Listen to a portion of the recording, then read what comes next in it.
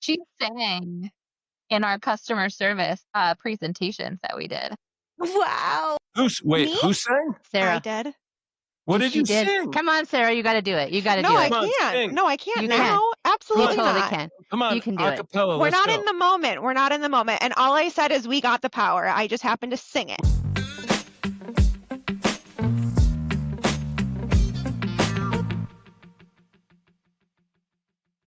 Welcome to Unjargoned, a podcast about healthcare workflows that make sense without all the acronyms. We talk to people on the front lines of healthcare and explore cool workflows they're using to solve real problems. I'm Angie, product leader at Luma Health.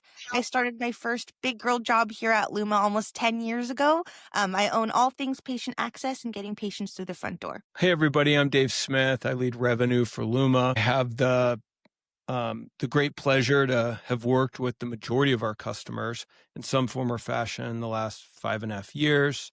I'm type 1 diabetic, so I often look at the things that we do from the lens of the patient, and we're just thrilled to have you all here. And to introduce our wonderful guests today.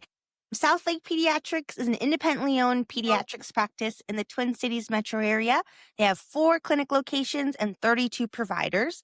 Thorson here is the director of front office operations and has worked with the pediatrics for 24 years, loves bringing innovative thinking and a customer experience mindset to the front desk. And then we've also got Sarah Laxon, our front office supervisor, and Alyssa Pearson, their EMR analyst. Well, let's dive right in. I think let's just start with a little warm up. Tina, you've been at South Lake Pediatrics for a while now. Tell us about your story about what drove you to healthcare in the first place and South Lake Pediatrics specifically. I actually started healthcare just I came from retail and wanted to change. And so I entered in healthcare as a front desk or receptionist, and the rest is history. And Alyssa, Sarah, what got you to South Lake Pediatrics? Same for me.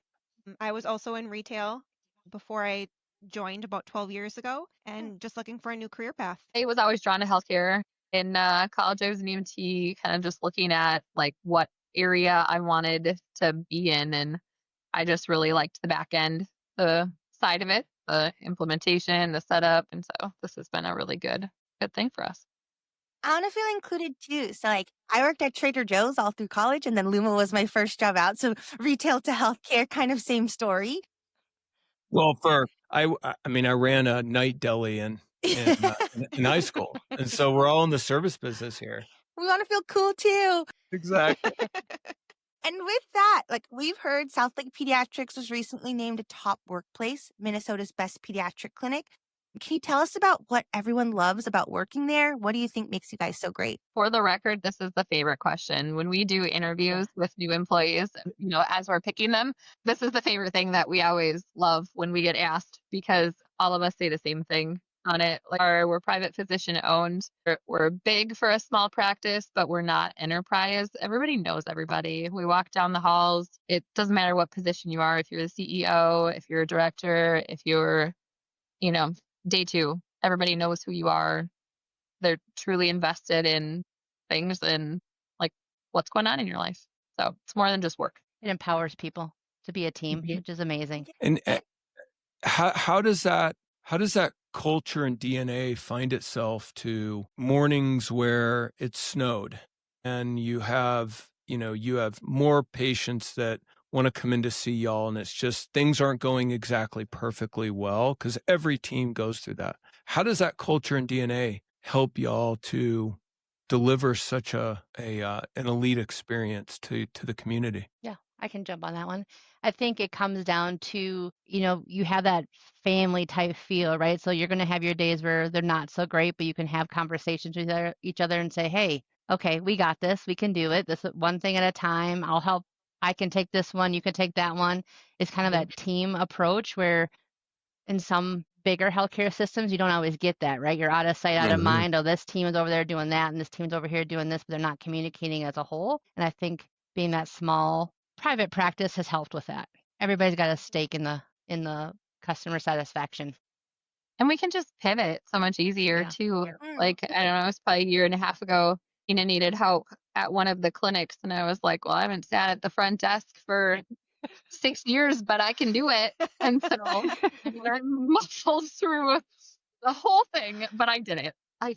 And I think that's the difference with us too is, right? Like everybody is always willing to help one another. Like our CEO will even say like, I'll answer phones, like Yeah. you got to help your team. And that's what we do. Mhm. How I do feel you like- know? Oh, sorry, Angie, go ahead. No, I was just going to say, I feel like that explains how great like our Luma partnership has been with y'all too. Like our CEO, CTO will jump on calls as well. And we're like, please don't. But they are always ready to like roll their sleeves up and get to work just like us. How, Yeah. For the record, we haven't taken her up on it, but she does. well, I know that one of the things that we were really curious about was the story behind your front desk innovation. What were the problems that led you to think, okay, we could do so much more. Here's what we should do. Take us from there through the various chapters of where you are today. Sure. I think when I first started as a receptionist, we were overseen by site supervisors, which are our floor staff, our medical assistants, our nurses. And while they do a great job at the care they provide, coming from retail and being so customer service focused and driven, I immediately saw a need for that in healthcare. Kind of became my passion of being more than just a receptionist. I think there's a lot of misconception around that word that they just check people in when really they really manage the flow of what's coming in, going out. They're the first person that patient's going to interact with and the last patient they're going to act with when they interact with and they walk out that door. So how important is that role and how do you support that? And that was kind of my goal. Like I was going to teach South Lake on what they needed to do to support their front office team. And then Alyssa and Sarah kind of came in and this vision has grown beyond, I think, our dreams and will continue to, I hope. Before, when we were talking about this, we actually kind of added up our collective years. And like what's unique about South Lake, right, is we have longevity. And so between the three of us, we have 50 years here at South Lake of, collective years and experience and stuff. And then like Tina says, she kind of started first by taking over that scheduling team, right? That was kind of our step one, like unite one process or a team first. And we just kind of built from there. And over the years, the three of us, as we've kind of built and evolved and changed positions and stuff, we actually kind of totaled them up today. And we've had 17 different titles at South Lake between the three of us, if that kind of shows you anything about kind of the growth of the departments and the clinic as a whole. And we all started as the same one. Wait, Really? that's so cool. So, Alyssa, how do you, when you observe this journey in the work, thinking about the technology or the EMR, how do you interpret what they're doing and then think to yourself, hey, how do I pair technology into this to create a workflow that wins for everybody involved? Yeah, we have our process for that in everything that we do, whether we're looking at upgrade documents, changing something, implementing something new, or even just brainstorming. Everything we do is off of like a PDSA model. So we plan, we do, we study, we act, and we know like it's okay to start something, try it out. If it doesn't work, doesn't mean it's not a reflection on us. It just didn't work for us and we just need to keep pivoting and changing. And I think that's something that we've done very well, and it's definitely been a culture shift, right? Like technology has rapidly changed in even the last 5 years, but in 14 years since I've been here, I mean, when I first started, we weren't on an EMR system with paper charts. And so looking at, going from pulling a paper chart and taping in a shingle for it and scheduling and having everything just be so separate to what we can do now and how we can automate things, it's been a crazy ride. Yeah, like I feel like taking this retail mentality and the customer service mentality, like it shows for itself based on your reviews. You guys have like 4.5 stars minimum across all of your locations. And I feel like the funny thing about reviews is like someone really has to have a really great experience or a horrible experience to leave reviews. Like the mid-level, like, oh, it was great. My doctor was awesome. They're not leaving a review. So like, how are you guys keeping track of that? Do you have to push anything for that to happen? Is it happening organically? What does that look like today? I think Luma played a huge role in the success. Everybody is really quick to go to the internet and leave their bad feedback, right? Like I had the worst experience ever. I'm going to let them know it because I don't want to call and talk to anybody. I think with Luma, us sending that message out give us a score 0 to 10 has been awesome. They can leave the feedback, the positive right away. They can leave their comments for 7 and below, anything they want to change. And then we go in there and reread every one of those messages because there's a takeaway with everything that's said, right? What can we do better? How can we improve? How can we support that patient's experience with their own clinic philosophy? But then I also send a Luma message, thank you for your feedback. That's important to us and help us do better, right? So not only am I acknowledging that we got their feedback, I'm also saying, please reach out to us if you have more to give. And I think that has made a huge difference. Tina, how do your leaders rely on that information? Have there been any changes made to how you do what you do because of feedback? Yeah, 100%. It's kind of what Alyssa alluded to earlier. We look at what is our problem? How can we fix it, right? So sometimes our feedback is bigger than just, I had bad customer service today, or my clinician wasn't listening to me, right? It's something's, clinic isn't clean. It's, you take that feedback and you go back to the drawing board and you talk to the director team, you talk to the shareholders, and how can we fix it so this experience is better as a whole? You got to take them one by one. It's hard to answer for the whole without knowing what every little message is going to be. Yeah, for sure. And I think here too, this is where Tina's customer service, all the years she had in customer service come into play, because it was 10 years ago. Tina was like, we have to bring basic customer service training into perspective here, right? And so we talked about understanding everything from a patient perspective. And we researched all these different training platforms, and every training video we'd watch, they were awful, right? They were so obvious, so many things that wouldn't ever take place in a clinic. And so, believe it or not, Sarah and I created our very own lovely videos. We're not going to share them with you. Wow. Oh, come on. Of real complaints that we got. Yeah. And so we put all of it into perspective. We recorded it during off hours, and we actually customized them to every different department. So we had a front office perspective. We had a clinician perspective, medical assistant team kind of a thing. And we took all of our legitimate complaints that we had, and we put them into understanding from the patient perspective how it looks or how they took it. Nothing was, how we intended it to be. But bringing that real perspective into play, I think we started with just one team, and then they loved it. So we ended up doing training for all the different departments. And that was a result of Tina being like, we need something real that we can use. It's all about paying attention. I think, Dave, when we had met previously, you had brought up your challenges with not understanding controlled substance prescriptions and why you can't get more than 30 days at a time. And that was I bet we have tons of patients who have the same questions that we aren't explaining it well enough, that we brought it to the marketing team, and now we're working on making a TikTok and a little video to get out there to kind of explain that for more people. So I think it's being present and really paying attention to the feedback you're getting, whether it's negative or just a comment, is what makes things change. I mean, you have unbelievable clinicians and providers, but in a pediatrics business, there's lots of options, kind of like a restaurant. A lot of places to get food, but clearly y'all have just created a culture and a DNA that makes people feel something very different. I mean, that's just so we're clear on the controlled substance, it was for Concerta for my son. Okay. I didn't want to go in there. I should probably preface that. I mean, I do say some wild shit here, but but it makes sense, right? Why can't I get a 90-day supply like I can for everything else, my inhalers and whatever? Yeah. Why do I have to go every single month to get this? And that's just regulated by the federal government. That's all we can do. Yeah, for sure.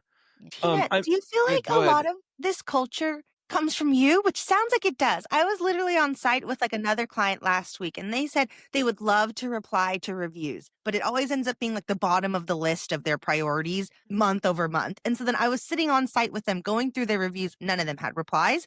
And so we're just talking about it. And we did another training last week, but is that really going to help when it has to be this massive cultural shift in the way people think and approach how we handle healthcare? I think you got to make it a priority. I think coming from retail made it a priority. I was a customer service manager for Kmart. For anybody who knows what Kmart was for many years. Oh yeah. That was my top focus, was customer patients, or customers back then. and how to make them happy. And you come into healthcare, and no disrespect to healthcare, has never been a priority. Everybody has to see the doctor, so why make sure they get good customer service? It doesn't matter because they're going to come to us either way, right? And I think that culture has to shift. And when you make that a priority, you're going to make big changes. Yeah, the front desk often is like the face of the clinic as well. Like some people may not ever even see a provider ever. They might just be calling to say, hello, can somebody help me? I think it's amazing what you guys have done. Let's let the audience hear a little bit of how you're thinking of taking customer service. That's how y'all are thinking of it. A little bit, yeah. I mean, with the fax box, we're looking at that. We've only had a couple demos. We haven't started using it or anything like that yet. It's definitely something that we're interested in. It's just, it helps. It's a patient safety thing too. When we have AI involved, matching the patient It gives it and that, like, making it quicker. set of eyes. Yeah. What'd you say, Alyssa? I Oh, missed I that. said it gives it that like second set of eyes, right? Yeah. Like that's the part of like the AI and the patient match that we love, so that we're not accidentally attaching it to a similar name patient or, you know, something like that. We just were talking with our team lead before, and, you know, Sarah was talking about trying to automate tasks, moving people just to one platform versus, you know, right now we do some through the patient portal and we do some through a third party vendor for forms. And then Luma, she'd really like to kind of streamline that for her team. Yeah, and kind of just all encompassing with new patients too. That's something that I would like to do. Like, how can we get a patient registered, talk to them on the phone, and get everything taken care of before that first appointment so that they're not walking in to, okay, now you need to fill out all of your consent forms, you need to fill out a demographic form, we need to verify all this information. How can we do that ahead of time to make that first appointment something that they can come in here, get amazing customer service, and get back into a room and not have to deal with additional paperwork on top of, you know, being on the phone for registration? It's really inspiring for me to hear this. Like, it's not just like a one size fits all. Like, if a product works or doesn't work, you guys are constantly like taking it back to the drawing board and finding what fits. And so I think I had some notes here that like you guys changed like your reminder cadence. And now you have like a last reminder that happens 2 hours before. Like, how do you know what's working and what's not working? And like, how do you finally get to a point where like, okay, this is what's awesome? And like being so open to trying to make that fit to your needs. I have a favorite saying, pivot. I don't know if you guys are Friends watchers or whatever, but you know, the couch where it's like pivot. Yes. We're constantly pivoting, right? Because things change every single day. So what worked for us yesterday might not work for us tomorrow. And you got to be paying attention to certain things and adapt and move forward. So what works, like I said, today might not work tomorrow. And let's try something new. And with the messaging, like sometimes you just got to try it. You know, we had some of our one site, we just did a trial, like, okay, let's just try and do it. You know, for some of those appointments that get scheduled same day, they were just automatically manually pushing out messages. And the response rate that they were getting before the appointment was amazing. They were getting patients that were doing like their check-in ahead of time, sometimes in the parking lot before they walked in and said, hey, I'm here. So their response rate was a lot better when they were pushing out messages same day. So that's kind of where the 2 hours before, we found that worked really well. You know, we had a system where I think it was, what was it, 13, 7, and 3. And it was kind of like if they didn't respond or confirm their appointment at 13, they'd get a message at 7 days. Well, a lot of our patients wouldn't respond at 13 days and they would respond at the 7 days, kind of where the 8 days comes into it. Like we just figured 13 days was just a little too early before the appointment, especially in pediatrics where, I mean, they very well could feel better or need to pivot. Do you find, because I feel like change management is always a big hurdle in healthcare too, and people want to avoid it at all costs. Like even just being like, let's try this thing. It's like, no, I can't even deal with that headache.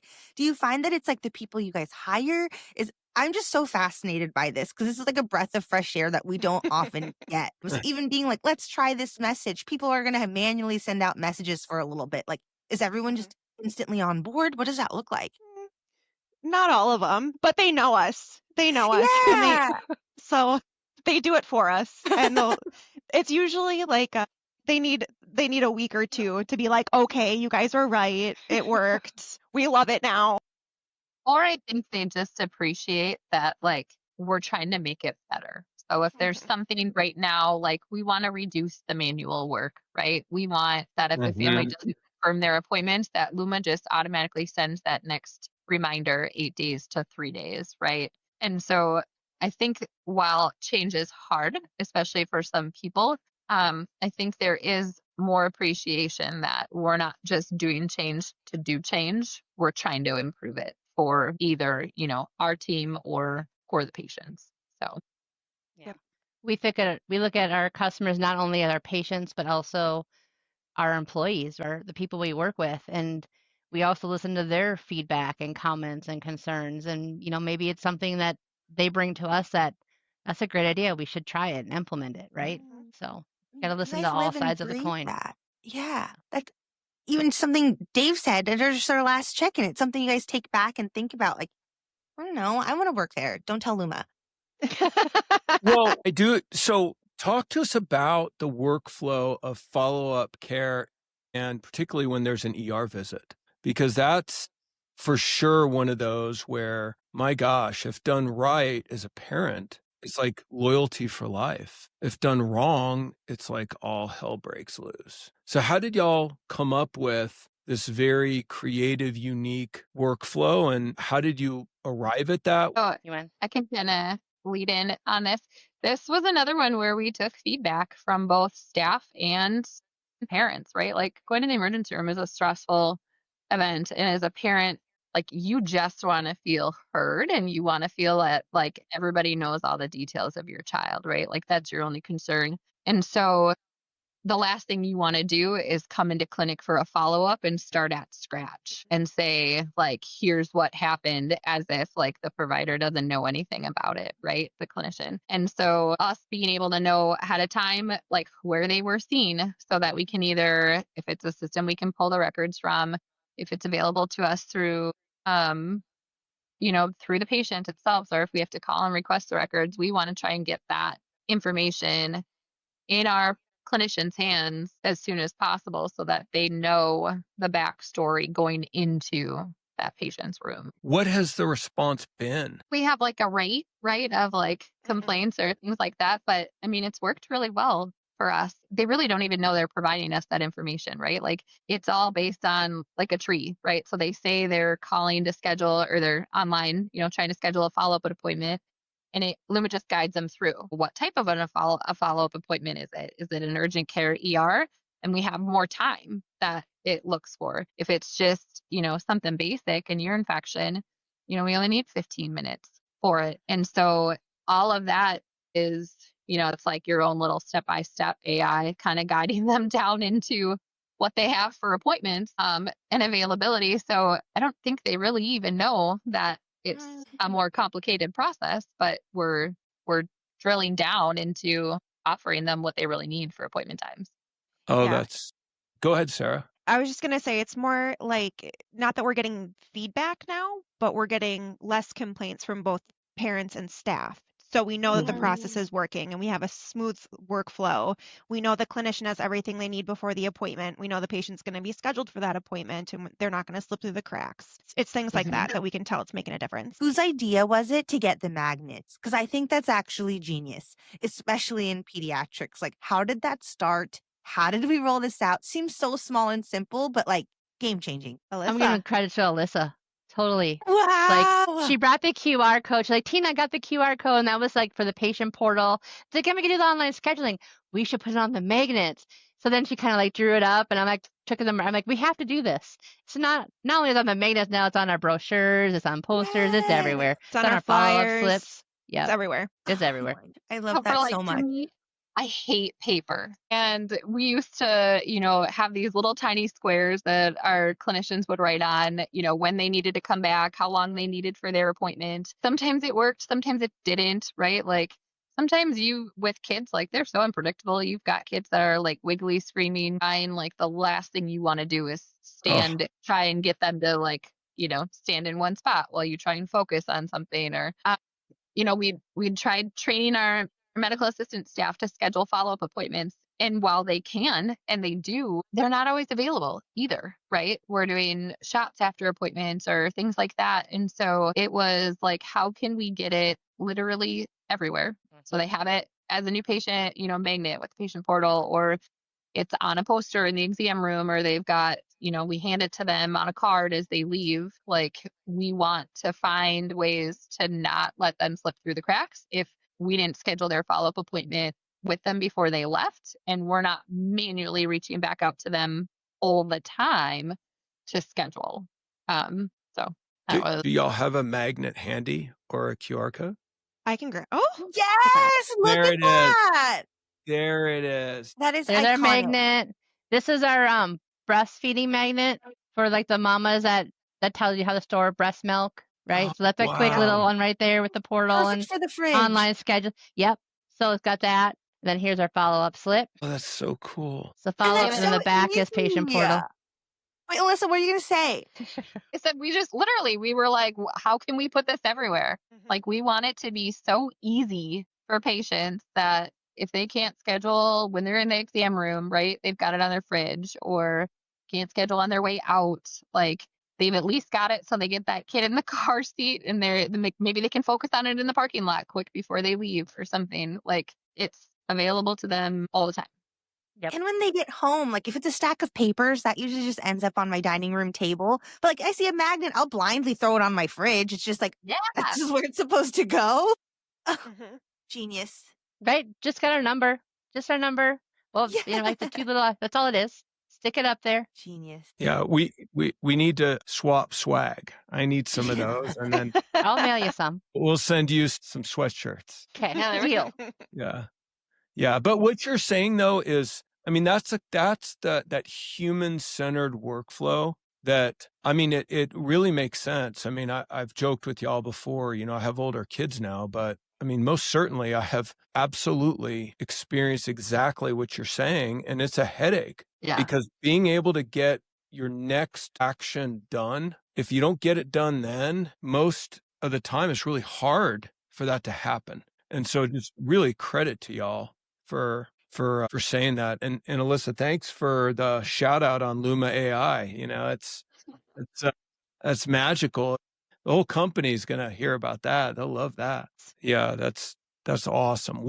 How is waitlist appreciated? What do your patients say most, least, you know, when you put it in place? How did that impact things? Yeah. Waitlist is, well, we've always had patient reach out for people we put on the wait list, right? You have your providers who are 4 months out. The problem is you're relying on our staff to have the time to call that patient when we had somebody, right? And that's what took the long time. So the difference of being able to automatically send a message to the next person on the list within a matter of seconds, since when that appointment's canceled, all depending on the parameters that you set the times, right? Has been a game changer. It just automatically fills those clinicians' schedules. Yeah. It's huge.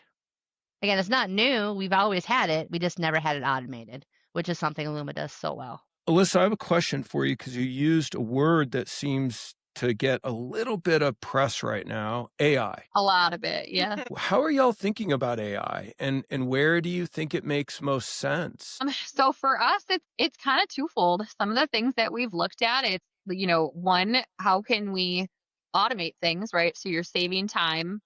But like two, you know, HIPAA's my realm. And so for us, maybe even if it doesn't save time in one aspect, we love that like the AI helps as a second set of eyes, making sure we've got that right patient, you know, that's in there, or how can we utilize it in the best way possible so that we can put more of our focus back on, you know, patients and being engaged when they're in clinic, whether it's just checking in at the front desk and not, you know, rushing to get to the next task, or it's, you know, the providers in there being able to just have that face-to-face, you know, relaxed visit. So we look at it in a lot of Tina, what about the way you're thinking about things? I think AI is the way of the future, and how can we use it as a business, right? So looking at patients, how can we drill down reports? There's a lot of manual reports that come in healthcare, right? Like you have your group of asthmatic patients, you need to run that off the problem list, but who has a score of whatever we deem that need to be seen or for follow-up? Can we drill that down to easily upload the list to get them a message sent they need to come and follow up, right? So we aren't quite there yet, but I'm hopeful for the future that it's something that's going to make our care even tenfold what it is today. Sarah, any thoughts beyond those? I mean, I never thought that I would be a fan of AI, but I am. I'm on board and I love it and I want it for everything. I have many thoughts and many things to talk about, but I do feel like I like this approach of thinking of AI as like a tool rather than our AI overlords taking over everything. So like you guys are always just ahead of the game already. So I can't wait to keep talking after this call. To Yeah. close us out, I've never done rapid fire with 3 people, so maybe it won't be as rapid, but I'm still excited. So just Same, throw some same. questions out. And the 3 of you give me like the first response that comes up. We can go in order. You can yell them all at once. We'll figure it out. Or you can try to, one up each other. Yeah. That can also be spicy and fun. Okay, first one. If you could teleport anywhere for dinner tonight, where are you going? I'm going to dinner with my dad for Chinese food. We all kind of did this one. I said my grandma's house. I don't think I answered it when we were doing that. You didn't. I immediately thought of I was thinking restaurant. I didn't There go you go. big. I Do was it. like, what restaurant do I want to go to? You Alyssa, guys what went would- above and beyond. Mine would be Culver's. Hold on. Culver's. Alyssa, what would your grandmother make? Hot dishes. Like what kind of hot dishes? She would do, gosh, I mean, I learned her tater tot hot dish. She would do a lot of like wild game cooking, I love right? the Like Midwest. would hunt, beautiful. right? So like pheasant chili. Oof. She would make these like pizza burgers. Like, just and then desserts, Danish. And- Amazing. Is there And then Minnesota showing? Yeah, I love Yeah. it. I'm And- drooling. Tina, why Chinese food? My dad cooked Chinese food and he was really good at it. He was Wow, taught when he had a young age from a local person who taught him everything he knew, and he was well known in the community for it. Unfortunately, my dad has passed away, but I miss it. Crazy. And Sarah, what restaurant would you pick? Oh my gosh, I can't top it. I can't even answer this question. We're moving on from me. It'd be Subway. You go get a sub. I've heard those long cookies are a thing. All right, next question. If South Lake Pediatrics had a mascot, what would it be? It'd be totally a gold star. We used Or a planet. Or Wait, my elementary school mascot was the Stars. remember the pufferfish? we did have Yeah, meatball. yeah meatball. Meatball. When did Okay, touche. meatball go away? Yeah, what happened to Meatball? Yeah. How No, did we that used- get voted on? yeah. Meatball Meatball went to- died. yeah. It was We had quite live fish traumatic for tanks our in patients. Yeah. Haven't in seen. most of our clinics. But for a wait, long haven't time. you seen the movie where they kind of just replaced the meatball and the kids don't No, know the difference? meatball We was did, and so they big knew. and had been there so long that you couldn't replace meatball. We got another pufferfish, Tina, and all the kids knew. They knew. No, they knew. They Yeah. used to draw up like pictures, like they missed meatball, so they would draw pictures of meatball We and had bring a them to the stuffed clinic. of meatball that would go around on different trips, and we would post about it too for a while. I think you need a bearded dragon. Are you gonna come take care of that? No, but I had one for my son for a long time. He proudly told me, "Yeah, Mom took me and Dad, look at the bearded dragon. It's this big, but they said it's going to get this big." And I was like, "Oh wow, wonderful!" And they lived how long? Awesome. Long time. I tell your mom how much I love her. Angie, go ahead. What else you Last got here? This question. is I know we great. love Friends around here, but favorite show to binge watch? Mine's a Big Bang Theory. I'm such a nerd Cute. at heart. We love Sheldon. I don't know. I'm a toss up. But Friends is like my all-time favorite. Oops. Another Oh. one. Oh, Like I feel good like you one. could just always have it on and watch it. Sarah Sarah. usually takes a little bit of a different spin than Uh-oh. Tina and I Yes. on Yeah, shows. she does. Sarah, what's yours? And you can't say first Yeah. 48. I'm not. I'm gonna go probably Buffy the Vampire Slayer. I used to watch it when I was a Oh. kid. I rewatch it every year, Love that. Is there a time of year you rewatch it? just whenever I feel like it, and I'll just start from season 1 and slowly mosey my way on through season 7. Well, that's a wrap. Thank I y'all know. I so think y'all much. took it. You took Yeah. it. You crushed it. I'm always down. I even have my little. What a walk-up song Can you see that? at a healthcare conference, because she sang in our customer service presentations that we did. Wow. Me? Who sang? I Sarah. did. What did She you did. sing? Come on, Sarah. You got to do it. You got to No, do I it. Come on, can't. sing. No, I can't You can. now. You Absolutely totally not. can. Come on, You can do it. acapella. We're let's not go. in the moment. We're not in the moment. And Wait. all I said is we got the power. I just happened to sing it. Wait a I second. sang we got the power. Wait. You might not be in the moment. We are. We want Yeah. Come on. Juice up there. Take a little drink. No. Yeah, come on. You've got the Britney set and everything. Let's go. I'm just kidding. Y'all are awesome. Thank you Thank so you so, much. Thank This is you. so much. Thank fun. you. Thank you. Thank you all. Happy holidays. You too. Yeah, You you too. Okay. Bye. Bye, y'all. Bye.